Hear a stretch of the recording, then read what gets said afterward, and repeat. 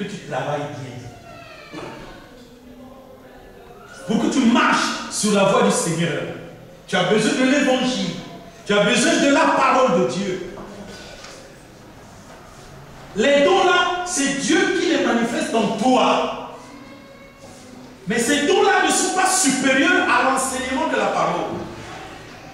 C'est l'enseignement de la parole qui doit te cadrer. Parce que la vie est dans l'enseignement de la parole. C'est l'enseignement de la parole qui va produire en vous les dons spirituels.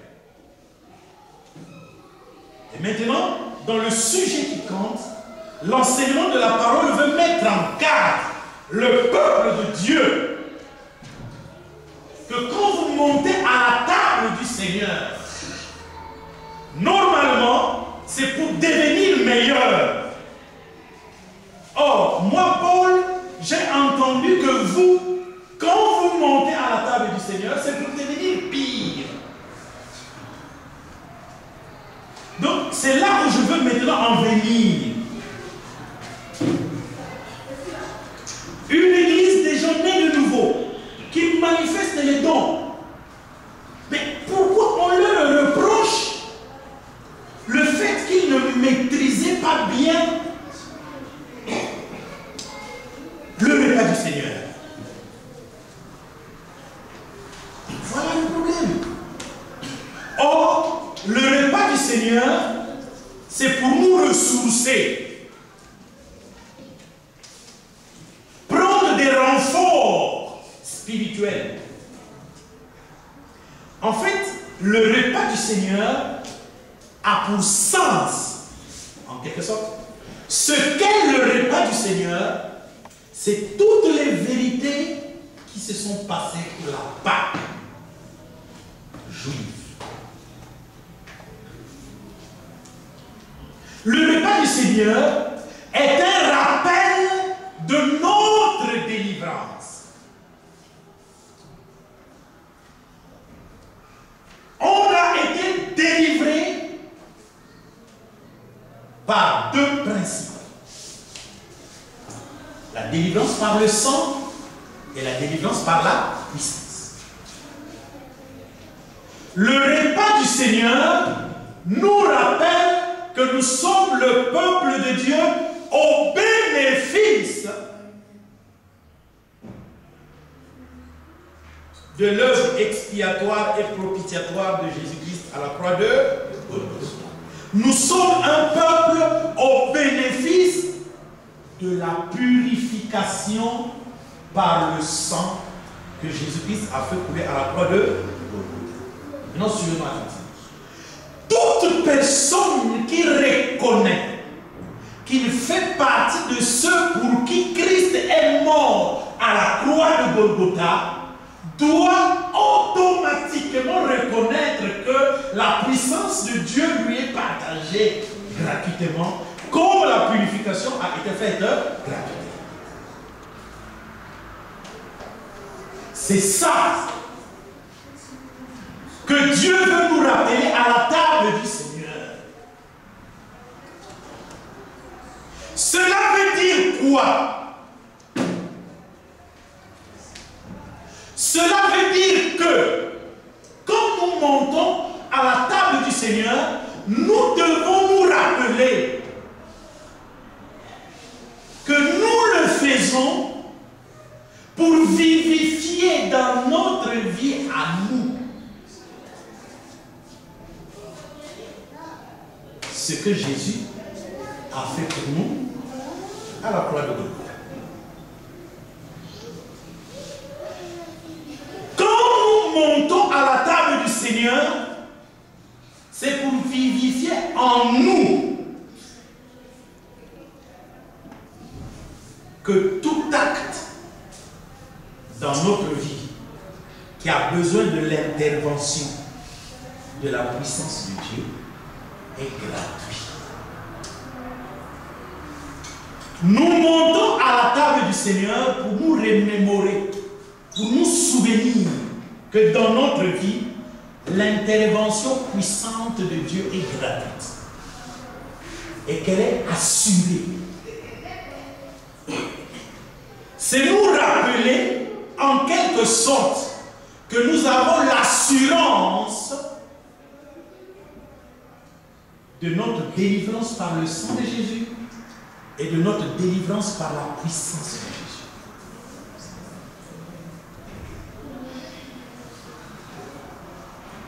Bien-aimés, suivez-moi attentivement. Les deux choses que je vous rappelle sont les plus importantes dans l'Église. Ou vous y marchez, ou vous êtes de l'autre côté.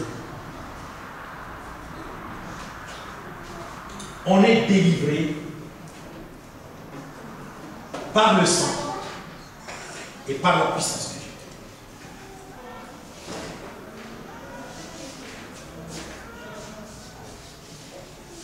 Toute personne qui est envoûtée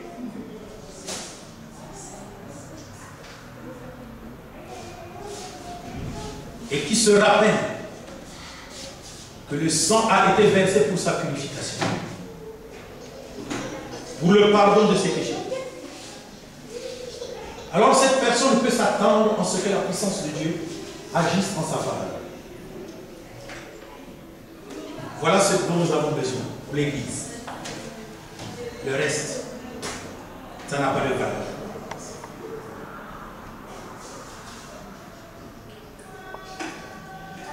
Maintenant, si vous remarquez pourquoi Paul est en train d'appuyer, c'est parce que, effectivement, il est possible que le peuple de Dieu oublie les valeurs fondamentales de l'Église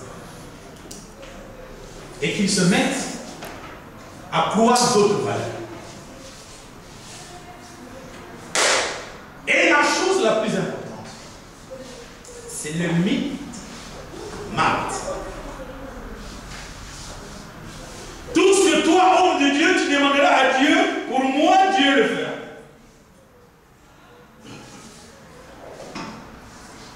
C'est ça qui a tué l'Église. Ça paraît bien là. Faire la séduction est semblable à la vérité. Parce que la séduction, c'est une vérité sur laquelle on retranche un seul iota.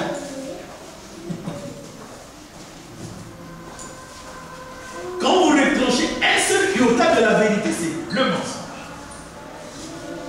Quand vous ajoutez un seul iota de la vérité, ça devient le mensonge. C'est pourquoi, quand vous prenez la lecture de ce qui s'est passé entre Jésus et Marthe, très facilement, vous n'allez pas découvrir la séduction. Amen. Souvenez-vous de la séduction dans le jardin d'Éden. La séduction dans le jardin d'Éden n'était pas la contradiction de la parole, mais un brin de doute qu'on jette sur la parole. Dieu a-t-il réellement dit que vous ne mangerez pas de tous les arbres du jardin?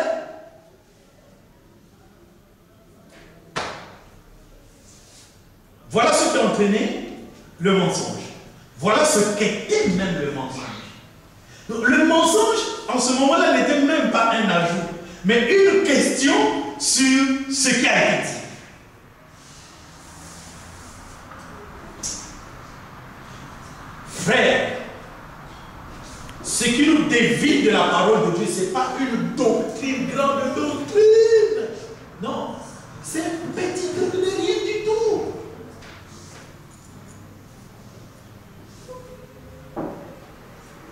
La séduction. C'est s'octroyer l'indépendance sur ce que Christ a déclaré. Et c'est pourquoi nous devons ramener toute pensée captive à l'obéissance de la parole de Christ.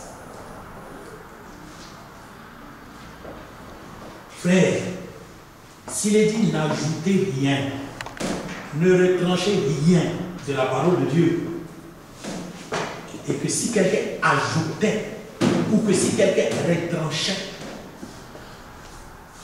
tous les jugements décrits dans le livre de l'Apocalypse vont le frapper. faisons extrêmement attention. Et revenons à l'original de la parole de Dieu. Frères, je vous en supplie, la voie du Seigneur est très simple. Le salut est très simple. Il n'est pas compliqué. Il est simple. Et ce dont nous avons besoin, c'est être sauvés.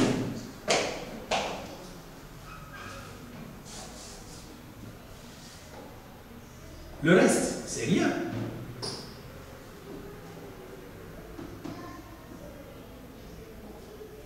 Quand une personne est sauvée, il n'y a rien qui puisse lui ôter son salut. Jean chapitre 10. Impossible. Satan ne peut pas ôter le salut à quelqu'un. Vous savez pourquoi? Mais parce que le salut, c'est la vie éternelle. Le salut, c'est Dieu. Le salut, c'est la grâce.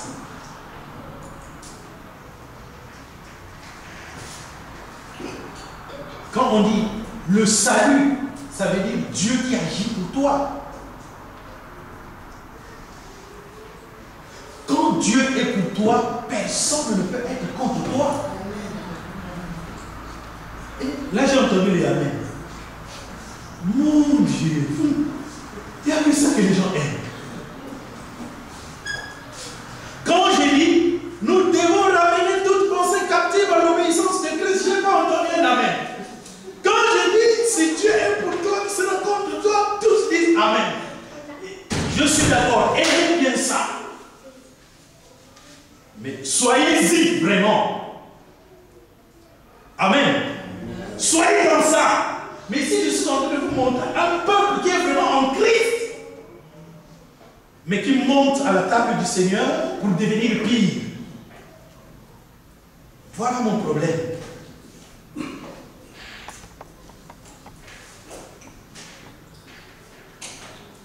Le salut, quand tu es sauvé,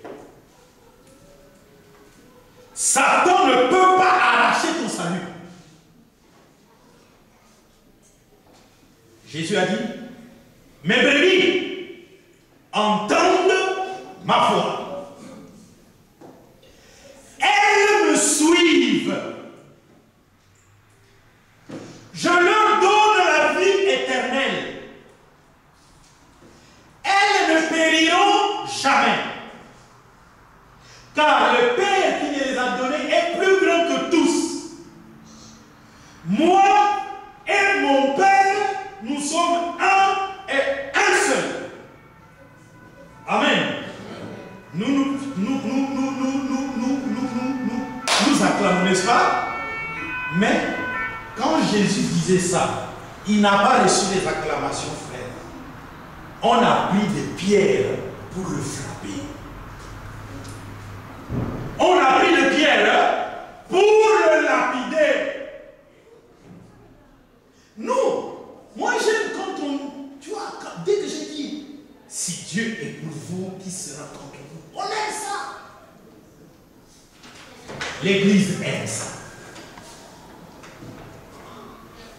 Mais, ce que l'Église ignore, c'est que quand on ne discerne pas le repas du Seigneur, on deviendra malade et on mourra.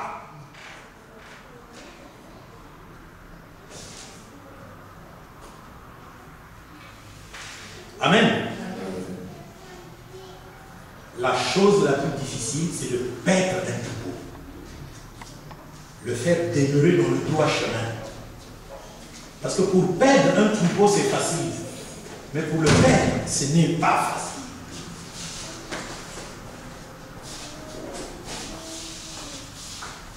Tel qu'on est là, s'il y a une personne qui voudrait vraiment du bien pour vous, c'est moi.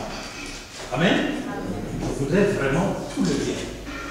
C'est ça l'objet de mes prières. Je prie Dieu pour qu'il ouvre votre intelligence, que vous compreniez la parole, que vous aimez la parole, que vous marchez dans la parole, parce que vous serez bénis. C'est pour ça que je me dépense pour bien vous l'enseigner.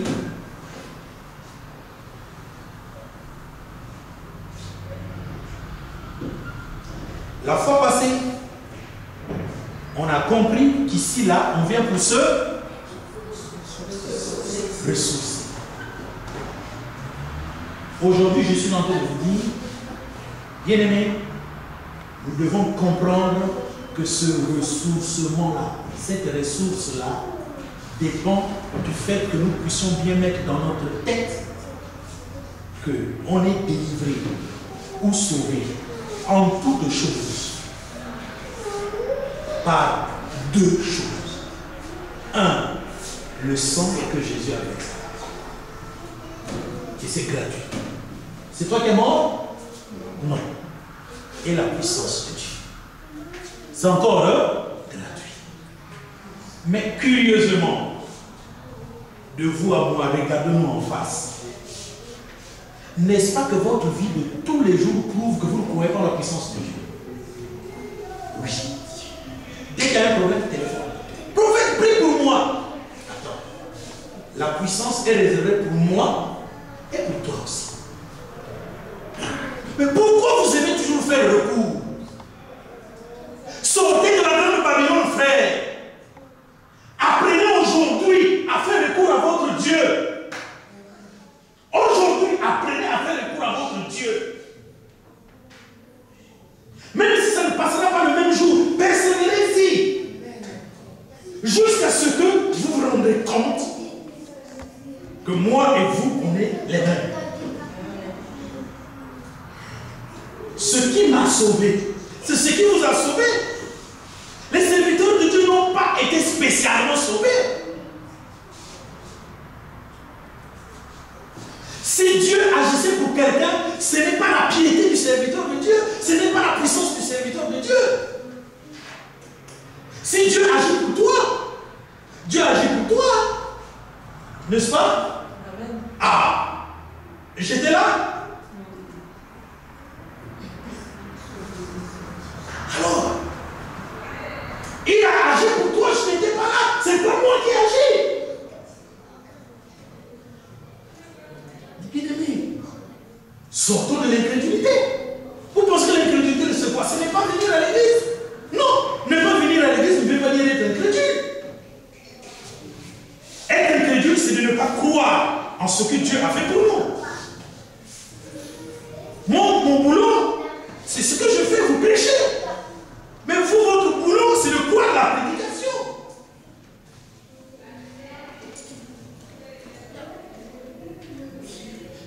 Un prédicateur n'est pas un sauveur.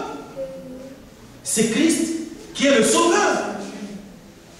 Dans l'Ancien Testament, on disait l'ange du Seigneur campe autour de ceux qui le craignent et le tirent du danger. Dans le Nouveau Testament, on dit celui qui est en nous est plus fort que celui qui est dans le monde. Le problème, c'est que prenez ces deux versets, ça dit la même chose. L'ange de Dieu campe autour. C'est quoi camper? Camper, c'est mettre un camp. Camper, allons faire le camping. C'est-à-dire qu'on décide d'aller passer du temps quelque part. On va se stationner. L'ange du Seigneur campe. Donc l'ange du Seigneur s'établit tout autour de celui qui craint Dieu. Et l'ange du Seigneur qui campe là, c'est un ange protecteur. Il n'annule pas les dangers, mais il te tire du danger. Alléluia. Amen. C'est ça que nous devons comprendre. Les gens veulent que Dieu soit un justicier, comme Batman, Iron Man, Superman. Dès que Loïs a un problème, il est là. Un justicier qui ne s'occupe que de Loïs. Quelque chose ne va pas. L'ange du Seigneur campe. Il établit son camp. Il voit venir d'abord le danger Et il vous délivre du danger. Pour que vous sachiez le mal que vous avez fait pour que le danger vous atteigne. Et que vous sachiez le bien que lui doit faire pour ôter le danger.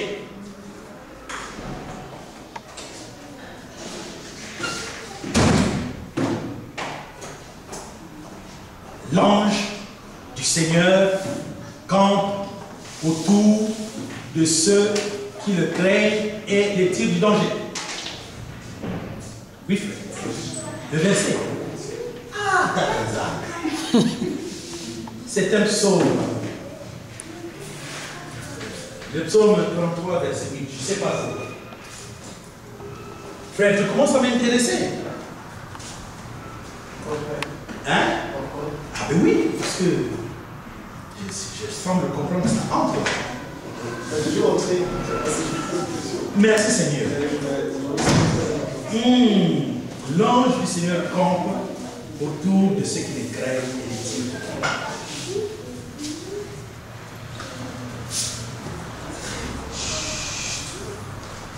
Ah, tu veux aussi quelque chose? Je vais te donner quelque chose. J'ai été jeune, j'ai vieilli, et je n'ai point vu le juste abandonné, ni sa postérité mendiant son pain. Toujours il est compatissant, et il prête, et sa postérité est bénie. Ça aussi je le donne. Psaume 37, verset 25 à 26.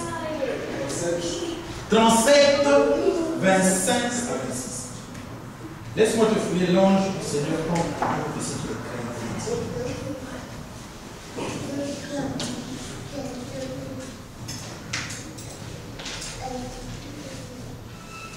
L'ange du Seigneur campe.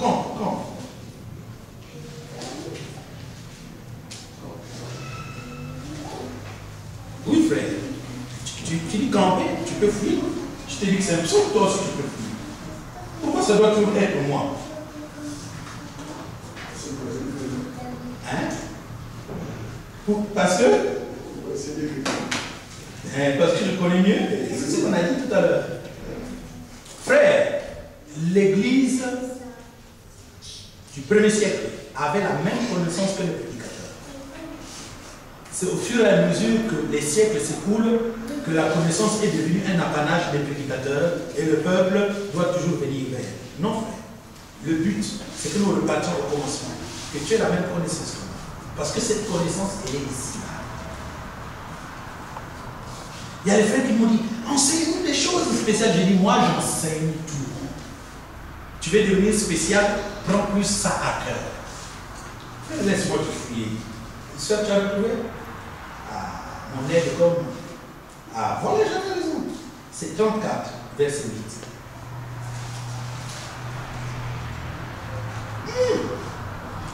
Tu continues jusqu'au verset 19. Psaume 34, verset 8.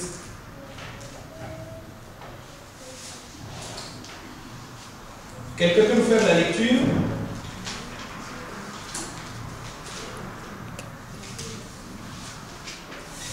Verset 8 jusqu'à 10.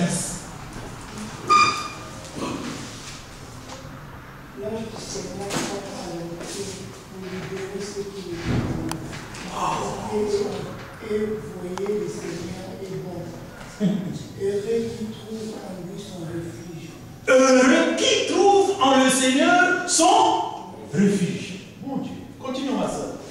Saint du Seigneur adore le bien. Il manque à ceux qui le craignent. Amen. Frère, vous avez vu ça? C'est bon, n'est-ce pas? Aujourd'hui, le problème que nous avons, c'est le fait que tout le peuple reconnaisse ça.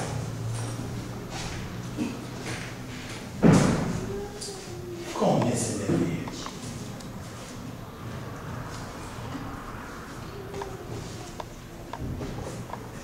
La table du Seigneur, c'est pour que toi et moi, nous puissions nous ressourcer. Que nous nous rappelons que si Dieu va manifester sa puissance pour notre problème, ce n'est pas parce que nous sommes particuliers, mais c'est parce qu'il veut le faire.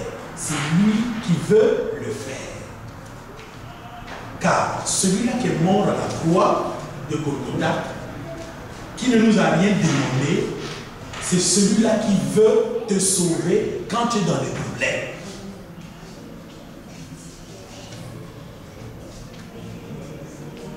C'est gratuit.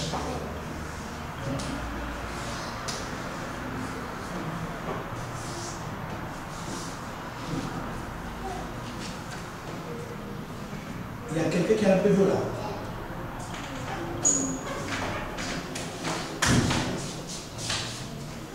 Parlez, ça. Merci mon fils. Élie.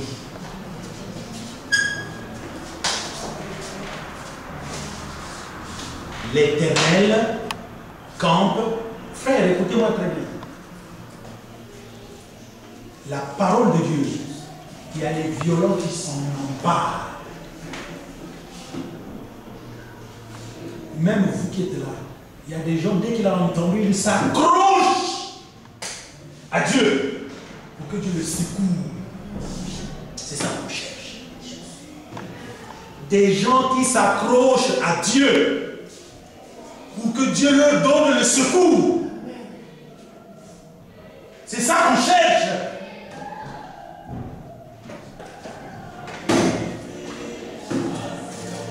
Des gens qui s'accrochent à Dieu, des gens qui s'accrochent à Dieu, à Dieu, à Dieu, que personne ne peut démontrer qu'il est dans mon quartier, il est dans ma maison, il est dans mon église. Non, on ne peut pas le démontrer.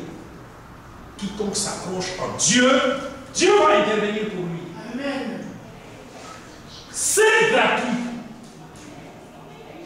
C'est ça que nous voulons que vous puissiez mettre dans votre tête, frère. Pas dans votre cœur, mais dans votre tête. Là où vous réfléchissez pour prendre les décisions. Sachez que Dieu veut intervenir en votre faveur.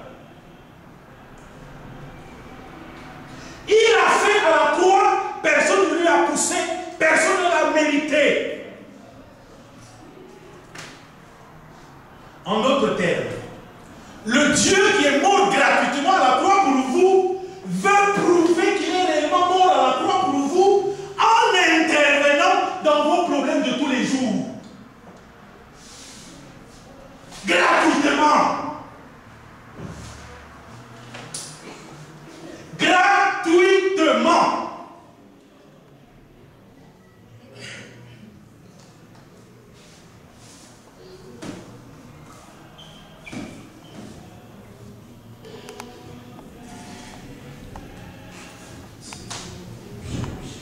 Pourquoi j'ai bu l'eau? Pourquoi j'ai bu l'eau?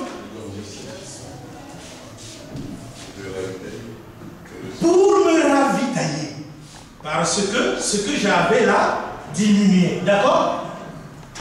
Pour me ravitailler. Parce que il y avait une quantité d'eau en moi, mais en parlant, la gorge commençait à sécher. Et qu'est-ce qu'il faut faire? Il faut ravitailler. Nous montons à la table du Seigneur pour nous ravitailler. Ce qui veut dire qu'il faut qu'auparavant, tu lui appartiennes et que tu aies utilisé ce qu'il a mis en toi pour venir te ravitailler et continuer d'agir dans le Seigneur. Paul avait tellement donné, il avait tellement prêché, que quand l'enfant est tombé, il est allé, l'enfant était mort, il a dit aux gens, il est vivant. Il remonte, il dit, l'église a un sérieux problème. Un membre de l'église est tombé mort. Amen. Normalement, il faut qu'il ressuscite. Il dit, bon, je commence par me ravitailler. Pour que nous tous nous puissions nous ravitailler. Parce que ce qui ressuscitera cet enfant doit être en nous avant d'agir. Alors qu'est-ce qu'il fait? Il fait monter tout le monde à la table du Seigneur. Mais, demoiselles, c'est quoi que vous faites? Vous réglez votre problème administratif pendant que je prêche?